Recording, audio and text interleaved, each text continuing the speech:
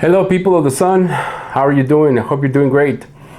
Today I want to make an impromptu episode because I'm so excited about the discovery of that corridor that they found in the Grand Pyramid of Egypt. The news came yesterday and it triggered some memories and some patterns that I have seen throughout my life, particularly in the pyramid of Quetzalcoatl in Teotihuacan. But we also see it in Gobekli Tepe, and we also see it in Chaco Canyon in New Mexico. I don't know what else to call it. And there are other sites all over the world that have a similar type of feature, we can call it that. Anyway, thank you very much, and let's go.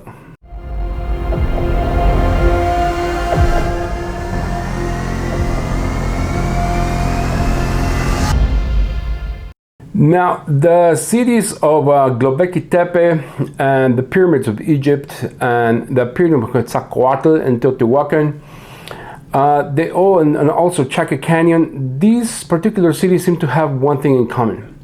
Nobody knows what the real name was. Nobody knows what were the natures of the ceremonies involved there. And it seems that those people just picked up and left. No one really knows that much about them. When it goes to Gobekli Tepe, the problem is even bigger because we're talking about 10,000 BC, and no one's going to remember that. No records have been found, and even if we were to find records, it would probably take a very long time to decipher their form of writing, if they had any form of writing, and they left very little records.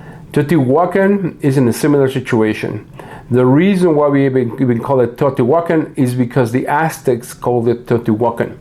Teotihuacan means the city of the gods, but no one really knows what was the real name of the city. No one really knows who really lived there or anything about whether they had a writing system. No one really knows what was the name of the rulers, for how long did they rule, where did they come from, and even more mysteriously, the nature of their ceremonies. There we have a lot of archaeological remains in their buildings, gigantic, just gorgeous, marvelous buildings. But we know very little about their ceremonies, their religion. We know a little bit, but we don't know a lot. And it seems like in the case of the Egyptian pyramid builders, or the people of Gobekli Tepe, or the people of Chaco Canyon, they just picked up and left. We know that they didn't pick up and leave. It seems that around the year 500 AD, they had a huge catastrophe, and a lot of them died, but we have not a lot of records as to what happened to the people after that big catastrophe, or whether they survived at all. Now, many people have been trying to piece all these mysteries together. Even Cleopatra paid people to try to find out who built those pyramids, who built these sphinx, how old were they, who were these people. There's some information, and there were different dynasties, kept a lot of secrets, and they didn't share a lot of information. And the clearest record that we have from who built the pyramids or who lived in those areas comes from Herodotus. As far as Teotihuacan, most of the information that we are able to gather from them is either from the Maya or from the Mexica, the Aztecs. And so we have a huge question mark in those great areas, and it seems that they have one thing in common. They seem to block the entrances to their holy buildings. They seem to destroy their holy buildings once they're no longer deemed unuseful. So it seems that they did not really quite become extinct. They knew that there was something coming, and they spent a great deal of effort to try to close down their pyramids or their kibas or their ceremonial centers as it is in Gobekli Tepe. And so this brings another question. Did these cultures have anything in common? Well, now we have archaeological evidence that there are some tombs in Egypt that have cocaine and tobacco.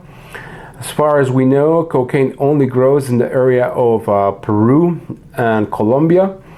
tobacco only grows in America, and therefore for the Egyptians to have cocaine and tobacco in their graves or in their tombs, it means that they had to have communication with the people of the Americas.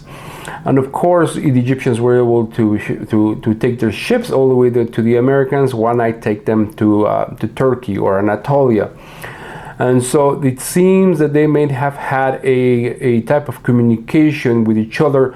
And if they had a type of communication with each other, that does not negate the possibility that they shared in traditions, on possibly culture, or possibly even theology. Unfortunately, nowadays we have the History Channel and their Ancient Aliens episodes, where they postulate ideas that are way out there. They have very little basis in evidence, and they're based on propaganda to try to hit ratings.